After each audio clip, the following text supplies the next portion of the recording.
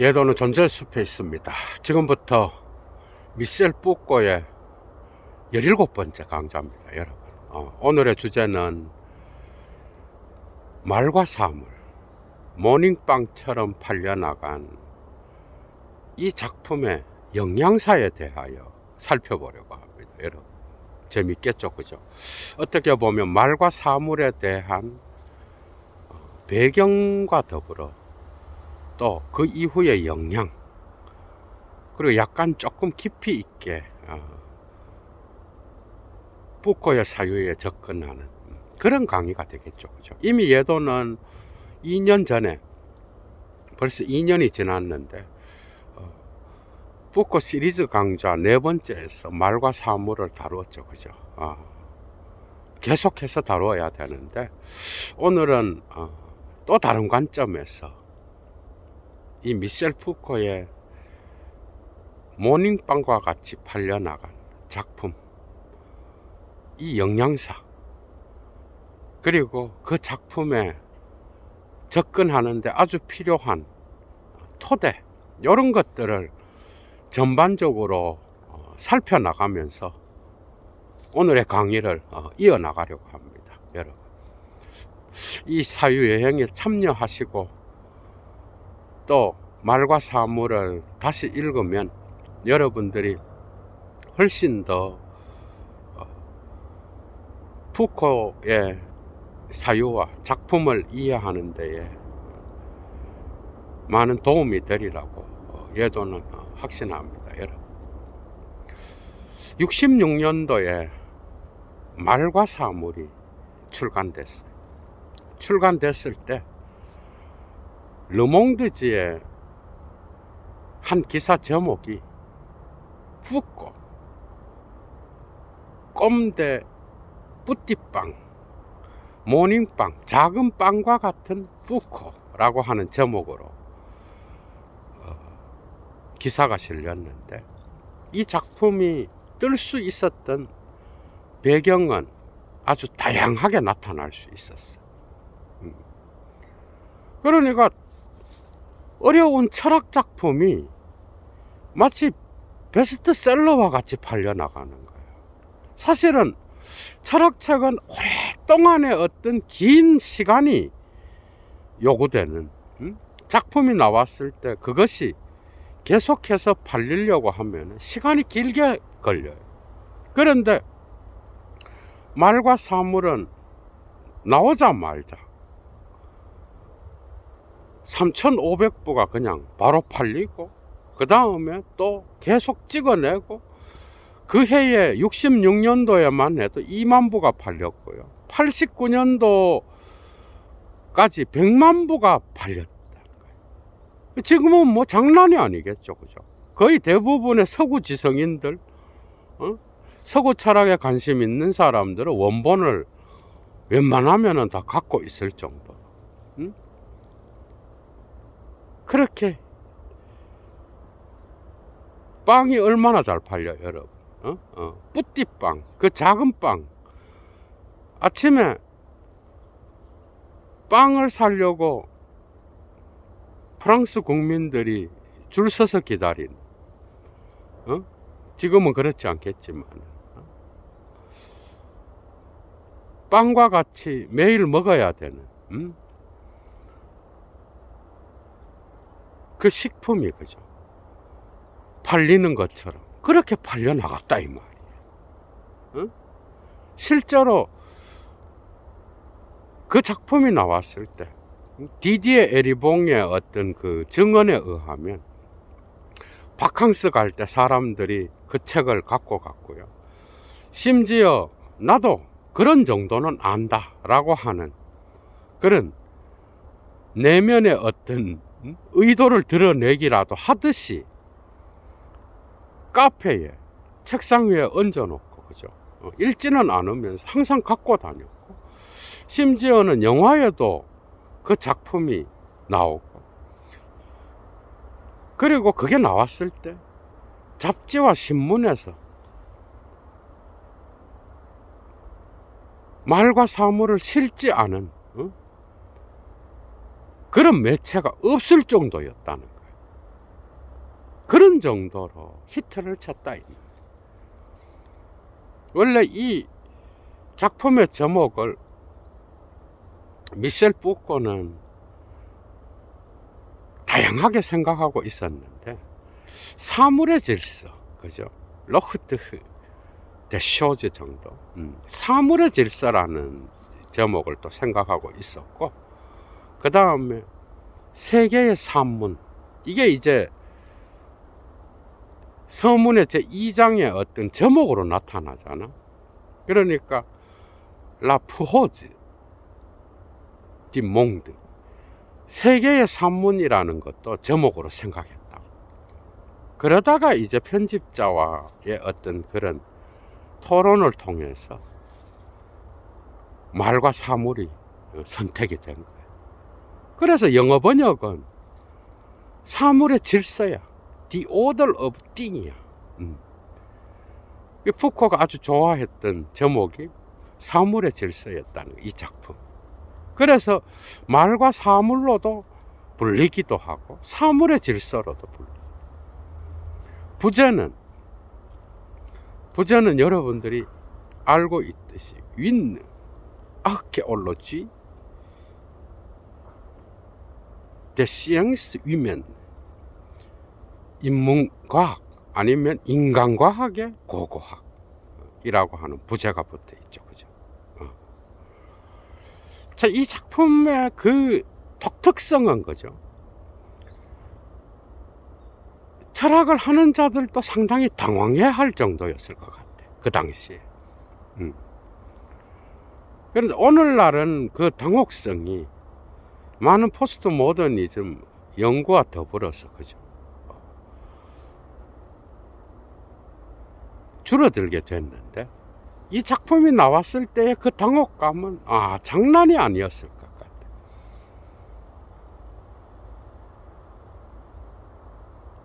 사실은 말과 사물, 레모 엘레 쇼즈, 이 작품은 미셸 푸코가 60년도에 국가 박사학위 논문으로 제출했던 부논문, 칸트의 실용적 관점에서 본 인간학, 안트로폴로기를 번역하고 거기에 서문을 붙였죠. 그죠?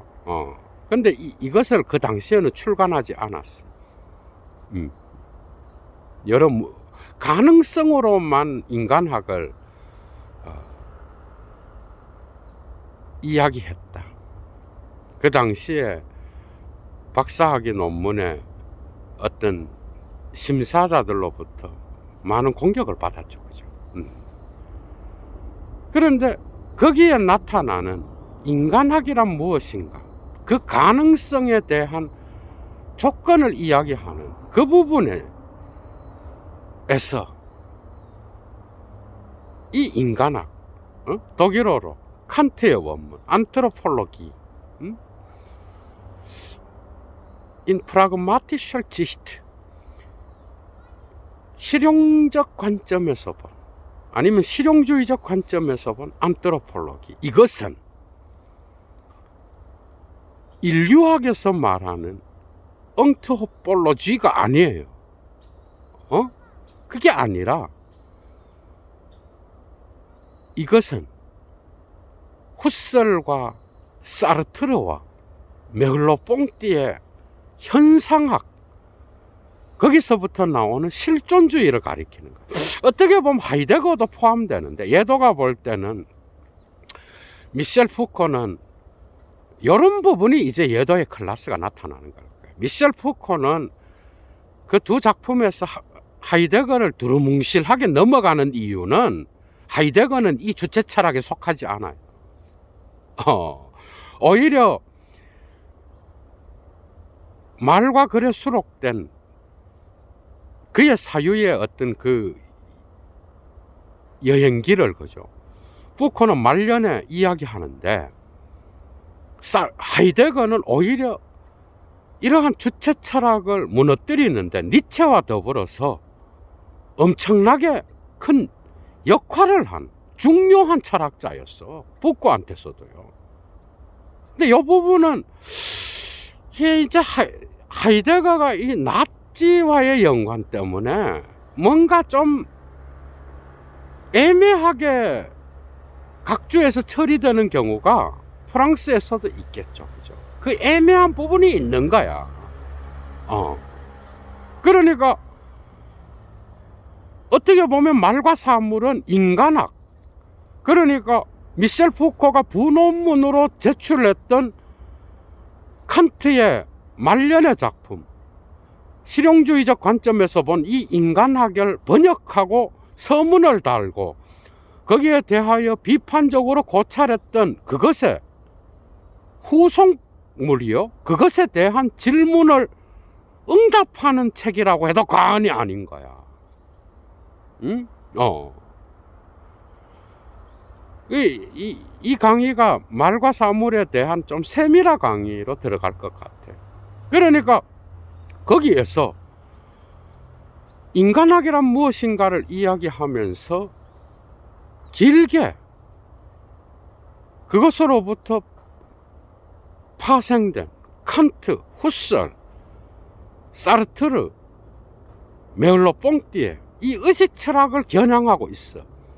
이미 반세기 전에. 그러면서 니체를 끌고 온다고. 거기서도 그 소논문에서도 니체의 위버맨시를 대립시키면서 이미 니체의 신죽음은 이러한 주체 철학의 죽음을 이야기하고 있다라고 선언하고 끝이 나요. 근데 어떻게 보면 끈덕진 사르트르와 메를로 뽕띠, 그 당시에 철학의 세계, 지성의 세계를 지배했던 프랑스의 두 철학자를 겨냥하고 있는 거야. 말과 사물도. 응?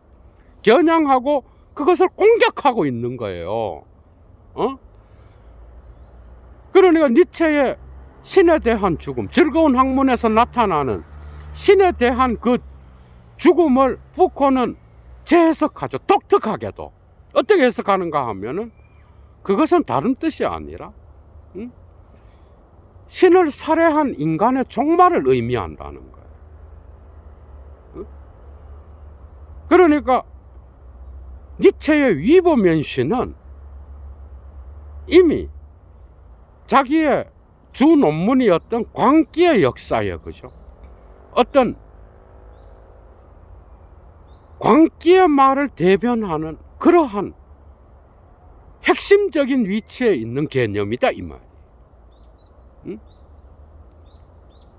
그러니까 이미 신의 죽음을 통하여 이러한 주체 철학의 죽음을 함께 이야기한 게 니체였다. 이미 반세기 전에. 그 부논문의 이런 위버맨시에 대한 어떤 통찰, 신의 죽음에 대한 통찰, 이런 것들이 말과 사물에 그대로 나타나. 그대로 옮겨가고 그걸 조금 더 세부적으로 이제 분석해 나가는 거예요. 그러니까 끈덕진 주체 철학, 칸트로부터 시작되어서 후설, 사르트르, 메를로 뽕띠로 이어지는. 그러니까 원래 원고의 초반에는 사르트르에 대한 공격이 더 많았어. 그런데 그걸 상당히 많이 삭제하고 그래서 덜 나타난 게 지금 그 상황인 거야. 그게 어떻게 보면 후설과 메를로 뽕띠에 대한 끈덕진 공격이 강하게 드러나는 작품인 거야. 말과 사물. 자, 이제 예도가 풀어드립니다. 레모, 엘레 쇼즈, 말과 사물. 여기 주체는 없다는 거야. 주체가 없어. 누가 말하는가에서 누가가 없고 말이 중요해지는 거야. 이거 이미 니체가 이야기했고, 누가 있다. 예, 이 있다의 방점이 가 있는 거야. 이미 하이데거 냄새가 나죠. 그게 나중에 미셸 푸코는 자기의 사유여행을 이야기하면서 하이데거에 대한 연구가 없었다면 자기는 니체에 대한 연구도 깊이 못했을 거라 그래. 여기서 드러나요. 니체와 하이데거를 공부하는 자로서, 그죠? 이 부분은 상당히 고무적이야, 예도한테. 예도가 포스트 모더니즘을 강의할 수 있는 것은 어떻게 보면 독일 철학의 관점에서 니체와 하이데거를 붙잡았다는 거. 그게 미셸 푸코한테도 적용되는지는 예도는 상당히 최근에 알았어요. 그건 디디에 에리봉의 푸코의 전기를 보면서 확신하게 됐어요. 예도는 그렇게 생각하고 있었거든. 그런데 거기에서 확정해 주던 거예요. 그러니까 니체를, 하이데거를 통하여 니체를 보고, 니체를 통하여 하이데거를 보는 그 훈련이 이미 50년대 초반부터 시작됐어.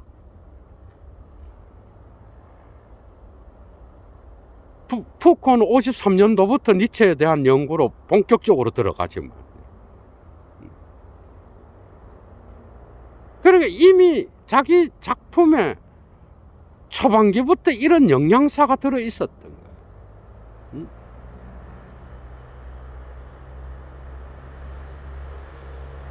그럼 부제를 한번 봅시다. 인간과학의 아케올로지, 고고학. 16세기부터 이제 제한해서 이야기하는 거예요. 푸코가 살고 있는 20세기까지. 그리고 이 작품에 벨라스케스의 시녀들이 나오잖아. 그것도 이 작품이 뜰 수 있었던 어떤 탁월한 배치였어. 그 미학에 대한 어떤 그 벨라스케스의 그 예술 작품, 그죠? 시녀들에 대한 분석은 따로 미셸 푸코가 어떤 잡지나 이런 데 기고했던 논문이었는데, 마지막에 출간할 때 그걸 집어넣어 갖고 출간을 한 거야. 상당히 문학적이고 상당히 예술적인, 그래서 미학적 특징이 강하게 나타나도록 초반부부터 들어가죠. 그죠? 그건 역시도 탁월한 배치였어.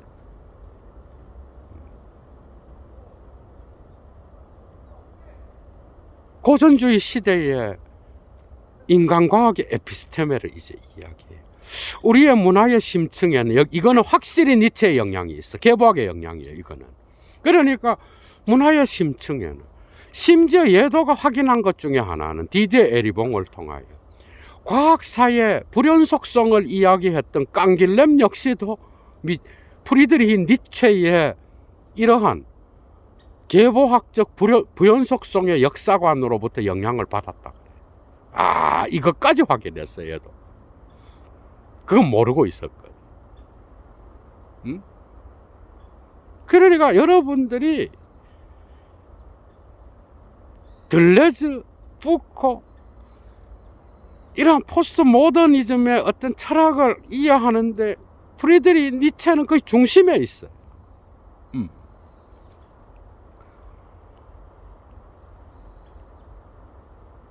결말 부분도 그래.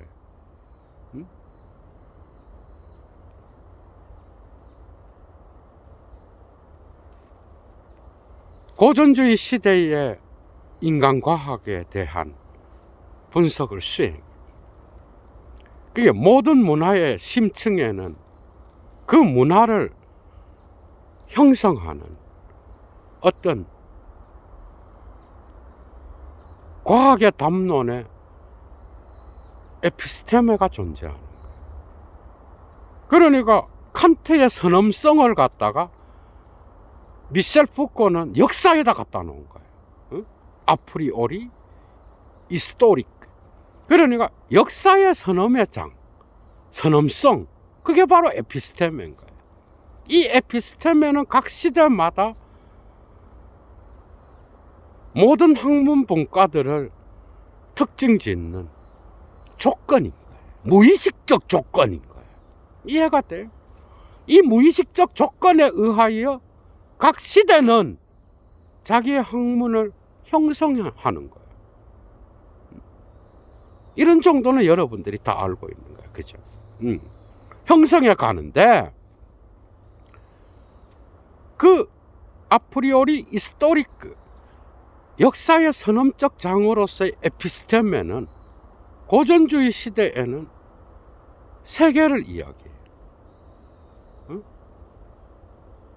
부를 분석하고 재산을 분석하는 거죠. 그죠? 응? 부를 분석하고 그리고 인간이 사용하는 언어, 문헌학이 있었고 그 다음에 또한 인간의 생명 그리고 이 세계에 살아있는 생명체의 생명과 연관된 박물학이 있었어. 이게 고전주의 시대 17세기부터 18세기까지 진행되었던 학문분과에 대한 인간과학의 체계인 거예요.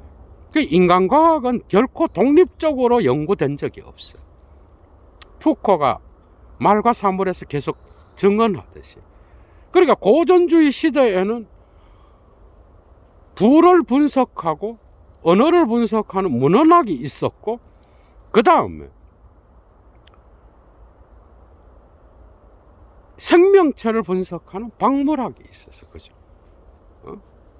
그런데 이런 것들이 19세기로 오면서 에피스테메의 장이 달라지게 되는데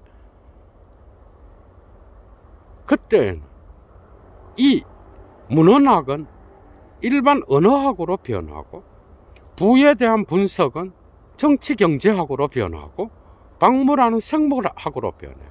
그래서 19세기의 인간은 어떻게 되는가 하면은 말하고 노동하며 생명체로서의 인간. 그러니까 푸코의 진단에 의하면 이러한 주체 철학, 데카르트 칸트로부터 출발하여서 계속 이어지는 의식 철학, 의미를 이야기하며 의식을 통하여 존재의 의미를 이야기하는 의미의 생산을 이야기하는 이런 철학들은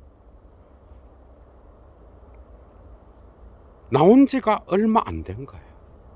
겨우 해봐야 16세기 말부터 출발한 거예요.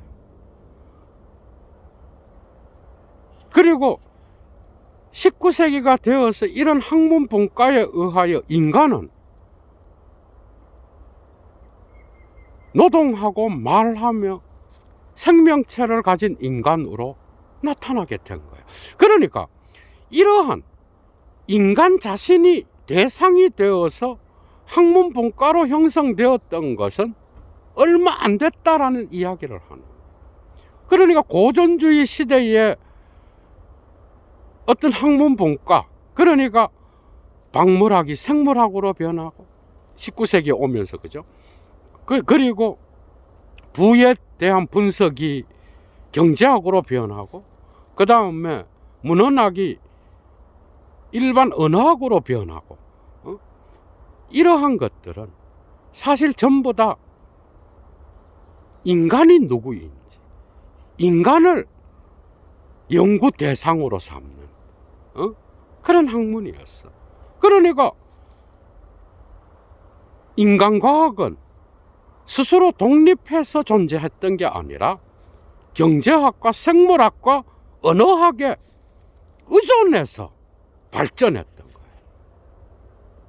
그러니까 데카르트 칸트가 이야기했던 그 인간, 주체로서의 인간, 그리고 후설과 그것을 통하여 나타난 사르트르, 메올로 뽕띠의 이러한 의식 철학, 이런 인간은 사실 나온 지가 얼마 안 됐다. 여기에서 이제 이해하기가 어려운 오해가 이제 나타날 수 있어. 푸코의 작품을 접하는 자들. 그러니까 이런 인간은 사실은 이성의 어떤 실증적 장위에서 어떻게 보면 인간의 전부를 분석한 게 아니라 특정 담론을 배제시키면서, 그죠? 인간이라고 말하기 어려운 그런 인간이 탄생되는 시점이었다 이 말이에요. 어떻게 보면. 그러니까 이성 위에서 실증적 역사를 이야기하고 그 이성의 담론 안에서 발전한 이 주체 철학의 이 인간은 푸코가 볼 때 자기 시대에는 죽어 있다 이 말이에요. 이해가 되죠? 그 인간이 없다가 아닌데 요런 데카르트부터 출발된 이성 중심의 어떤 이런 담론으로서 나타난 이런 인간, 그러니까 19세기까지 통용되었던 이런 인간은 사실은 푸코가 볼 때 말과 사물이 나왔던 1960년대에 들어와서 보니까 이미 죽었다 이 말이에요. 이것은 이미 60, 70년 전에 니체로부터 출발하여 죽었으며 신의 죽음의 선언과 더불어서 요런 인간의 죽음도 이미 그때 선언되었다 이 말. 그래서 이런 인간학은 이제 사라질 위기에 처하게 됐다 이 말. 거기에서 이런 인간과학을 밀어내는, 이런 인간과학의 죽음을 선언하는 반과학이 나타나는데 그게 정신분석학이에요. 그리고 그게 에트놀로지야. 그게 뭔가 하면은 민속학, 그 인류학이에요. 레비스트로스와 디메질에. 그리고 언어학. 이게 이제 푸코가 살았던 현대 문학을 가리키는 거예요.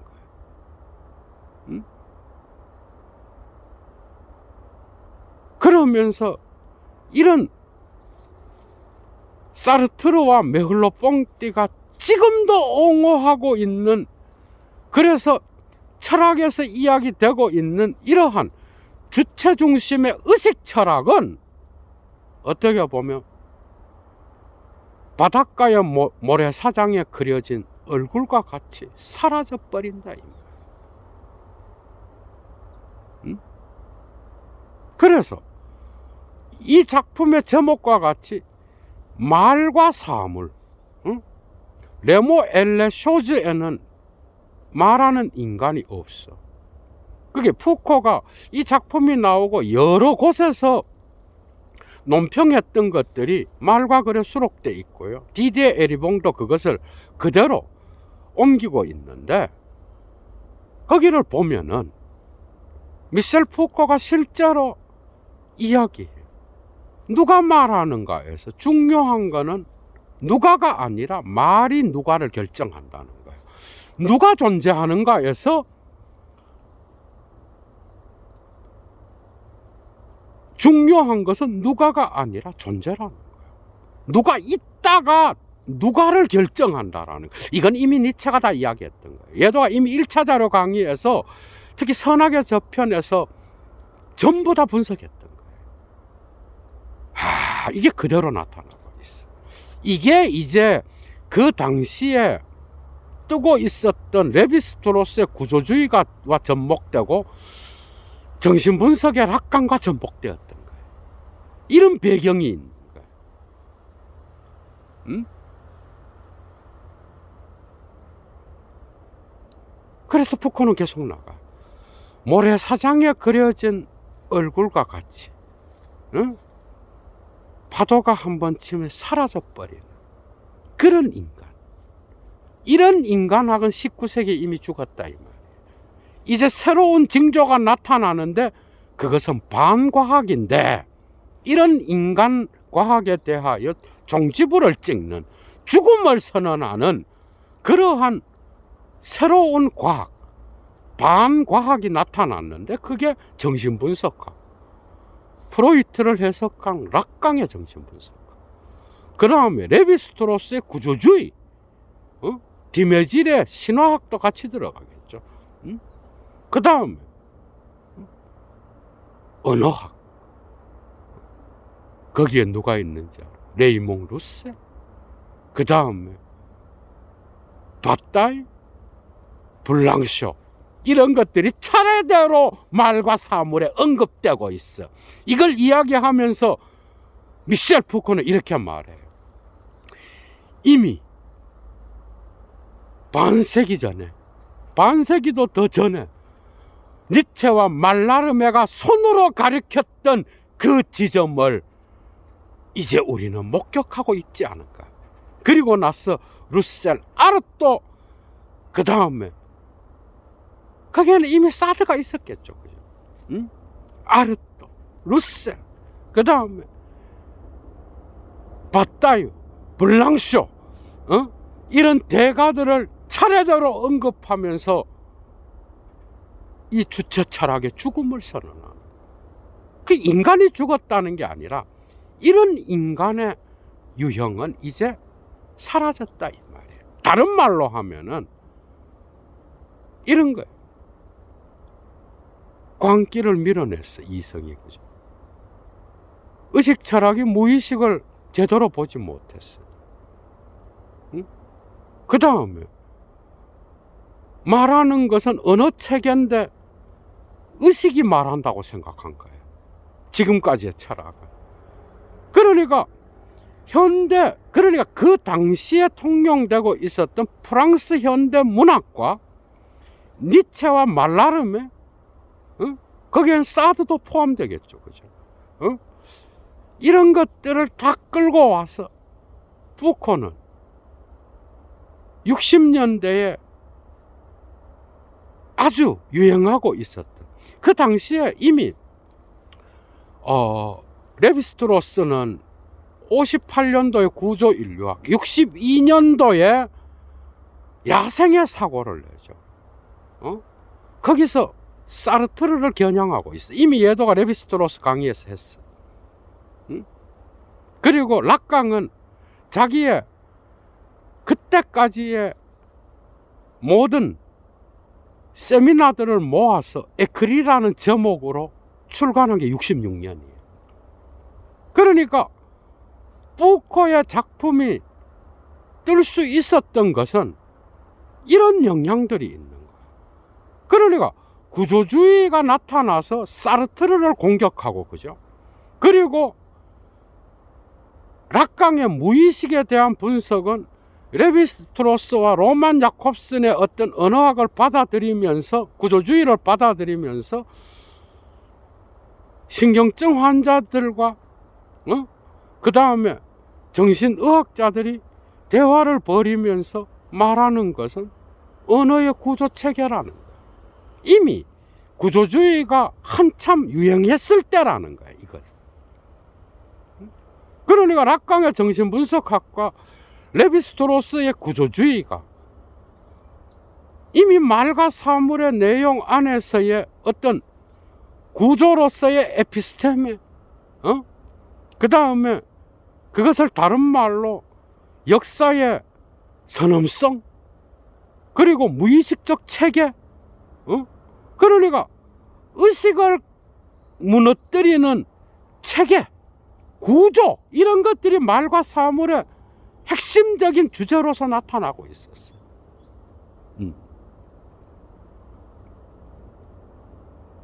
그러니까 이게 나타났을 때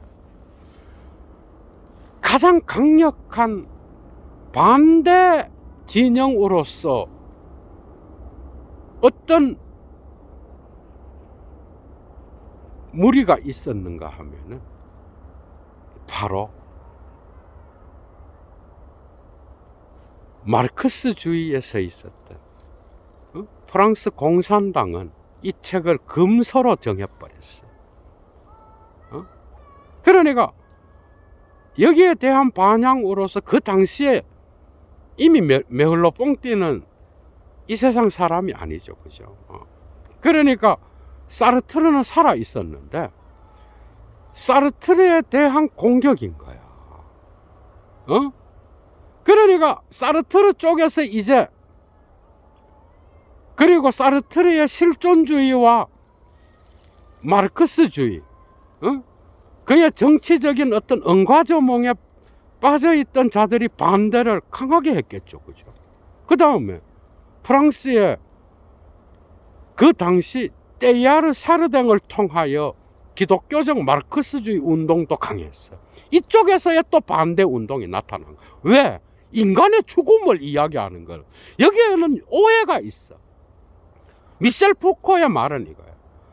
정신분석에서 말하는 무의식, 인간의 어두운 면, 인간의 꿈과 같은 면, 그리고 언어를 창조하는 자가 아니라 이미 언어의 체계 안에서 인간이라고 하는 이 개체가 있기 전에 이미 체계가 존재했다라는 것. 이런 것들을 뺀 주체 철학. 이것은 인간이 아니다 이 말이야. 다른 말로 푸코는 진짜 인간이 죽었다 이런 개념이라기보다는 이런 주체 철학, 인간의 무의식적인 어떤 어두운 면과 그 다음에 인간이 모든 것을 결정한다라고 하는 이성중심적인 어떤 것. 그러니까 그 당시에 사르트르의 변증법적 이성 비판이 나왔잖아. 60년대. 그걸 야생의 사고에서 레비스트로스가 한 방 먹이고, 어떻게 보면 미셸 푸코도 그걸 한 방 먹인 거야. 그러니까 이 작품이 나오고 여러 곳에서 이제 작품에 대한 해설로서 푸코가 이야기하는데 그런 것들이 말과 글에 많이 수록돼 있어요. 그런데 보면은 푸코는 변증법적 이성 비판, 그것은 19세기에 통용되었던 이미 죽어버린 것, 19세기에 통용되었던 헤겔주의와 마르크스주의를 20세기에 다시 살리려는 그런 시대에 뒤떨어진 작품이다 이렇게 말해요.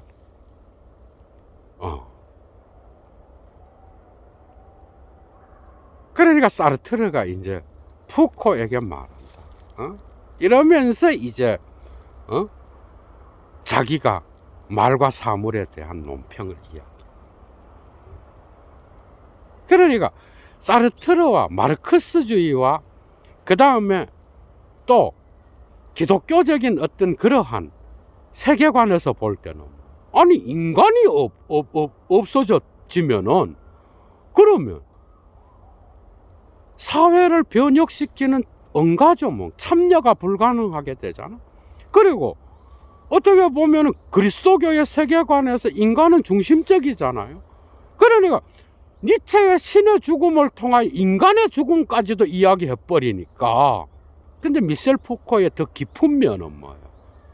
정신분석학에서 말아. 그래 인간의 어두운 면을 빼고 밝은 면만 이야기하는 이런 반쪽 인간은 이미 죽었다 이 말이에요.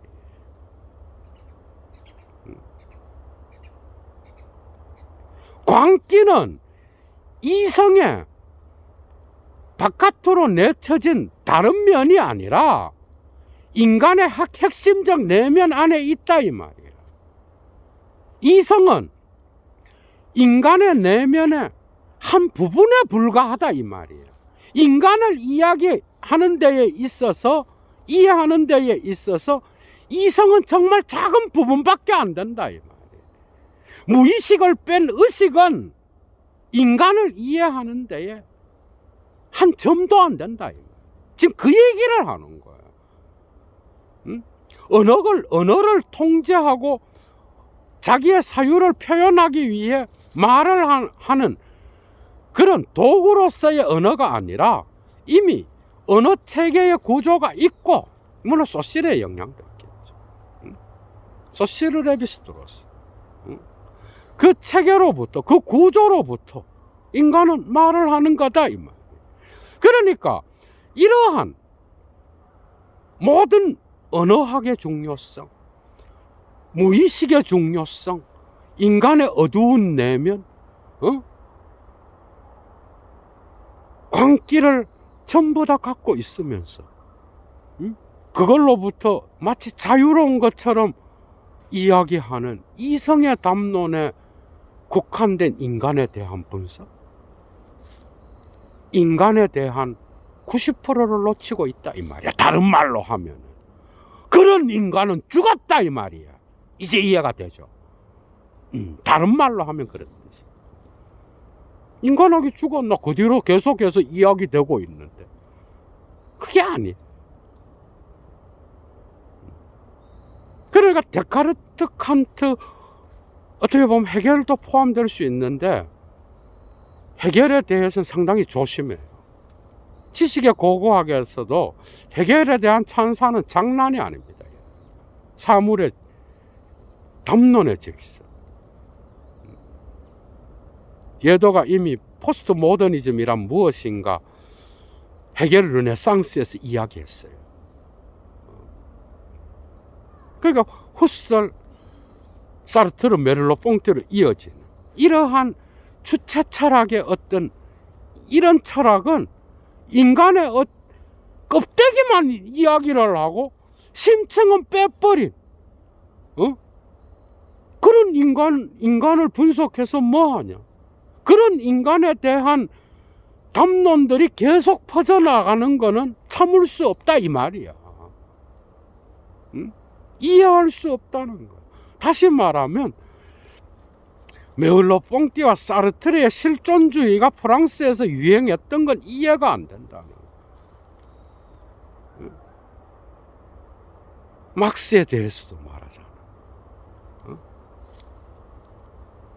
사회의 전체적인, 그리고 거기에 대하여 개인과 사회를 이야기하면서, 물론 마르크스에 대한 전체 다를 부정하는 게 아니야.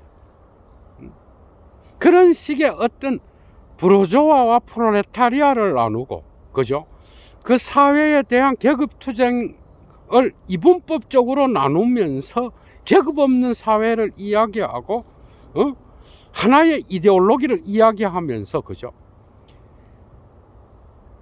집단적으로 전체가 다 그 혁명에 동참해야 되는 듯한 이러한 전체주의적인 도그마틱한 마르크스주의를 거부하는 거야.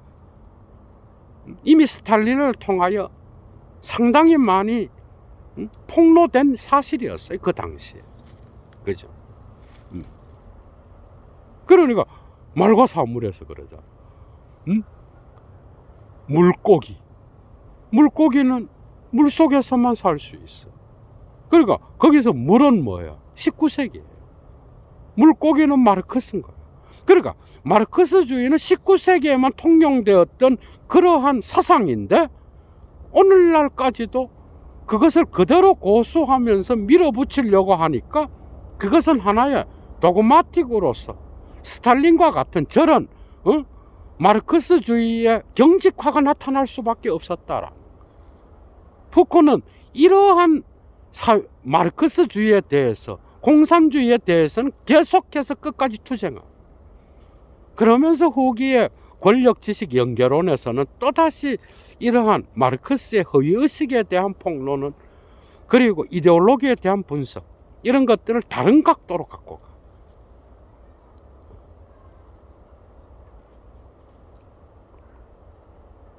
그러니까 이제 알티세르가 또 있었던 거예요. 그러니까 푸코의 우구는 그죠. 그 당시에는 여러분들이 잘 알지 못하는데 알게 모르게 고등사범학교의 위대한 스승으로서는 깡길렘이라고 하는 이 과학사의 대가가 있었어. 그게 두 대가가 있었던 거예요.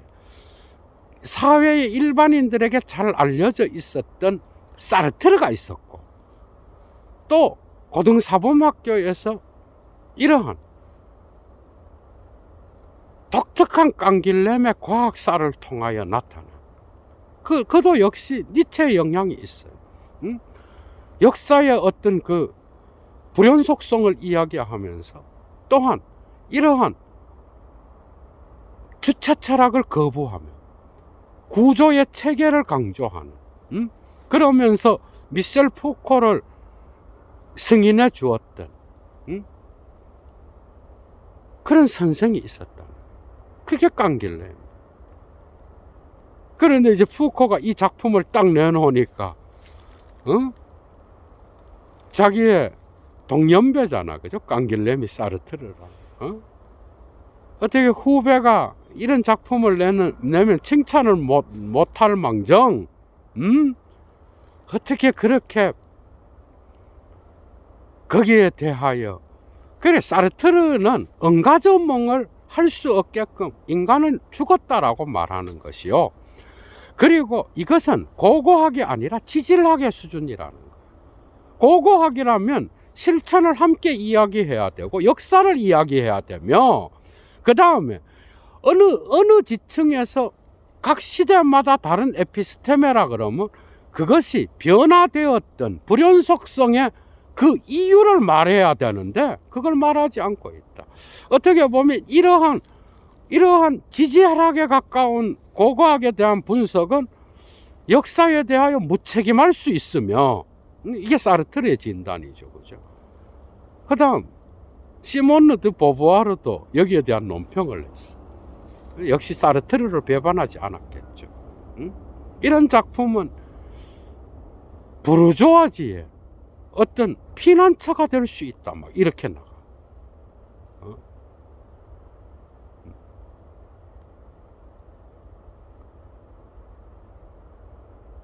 그러니까 미셸 푸코의 우군으로서는 거죠. 당연히 그 당시에 레비스트로스의 구조주의와 그 다음에 락강도 구조주의를 받아들여서, 레비스트로스를 받아들여서 자기의 정신 분석을 이야기하잖아, 그죠? 환자가 말하는 그 말은 이미 언어의 무의식적 구조로부터 나오는 거야, 그죠? 그런 것들. 그 다음에 심지어 67년도에는 들레즈가, 그죠? 구조주의란 무엇인가라는 그 논문에서 레비스트로스, 락강, 그 다음에 미셸 푸코, 알투세르, 이 네 사람을 같은 구조주의자에 묶으면서 각각 다른 방식의 어떤 철학을 하는 자들로 나란히 놓고 있다라는 거. 이런 것들이 이제 말과 사물이 뜰 수 있었던 거예요. 그러니까 마르크스주의자들로부터의 이런 프랑스 공산주의자들로부터의 이런 공격으로부터 미셸 푸코는 자기의 스승이자 거의 친구였던 알투세르 역시도 레비스트로스의 이런 구조주의를 받아들여서 마르크스의 어떤 저작들을 읽어내는 것이 아니냐, 이러면서 이제 나가는 거야. 막 재미있죠, 그죠? 그러니까 알투세르까지 있었던 거야, 자기 우군으로서. 그러나 이런 마르크스에 대한 말과 사물에서의 19세기에 물은 물고기는 물을 떠나서 살 수 없는 것처럼 마르크스주의는 19세기에만 통용되었던 거야. 여기에 대해서는 알투세르는 물론 다른 생각을 갖고 있었겠죠, 그죠? 그럼에도 불구하고 그 당시에 푸코가 이러한 구조주의자라고 하는 구조주의자로 분류가 되어버렸어. 그 당시에 66년도에 나왔을 때. 그런데 이게 유행이 지나면서 구조주의라고 하는 이걸 거부해버렸다. 그러니까 푸코는 구조주의자로 자칭 인정되는 것을 그 당시 구조주의가 한참 뜰 때는 승인했다가 그 뒤로 점점 가면서 구조주의로부터 벗어나. 그러니까 70년대부터는 알투세르도 그렇고 락강도 그렇고 그 다음에 푸코도 그렇고 이런 구조주의라고 하는 레떼르로부터 벗어나. 그것은 68 운동의 영향이 있어.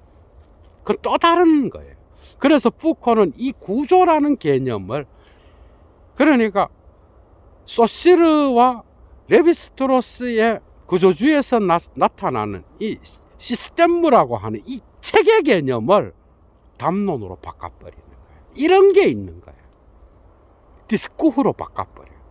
그러면서 구조주의를 잘하는 레떼르를 싫어하는 그런 성향으로 또 가게 돼. 참 복잡하죠, 그죠? 이런 재미있는 모닝빵처럼 팔려나간 이 작품의 배경은 이런 복잡한 것들을 함께 담고 있었다, 이 말이. 여러분, 재밌었죠, 그죠? 할 얘기는 너무 많은데, 요런 정도로 여러분들이 이해하시고 그 작품을 또 읽어보시면 아주 재미있을 겁니다, 여러분. 얘도 여기서 강의 마칩니다. 좋아요 잊지 마시고요. 도움 받으신 분들 가운데, 애청자분들 가운데 가치를 아시고 그 다음에 여건이 되시는 분은 꼭 사막의 철학 예도TV를 후원해 주시기 바랍니다. 자발적 수업료겠죠. 얘도 물러갑니다. 추스.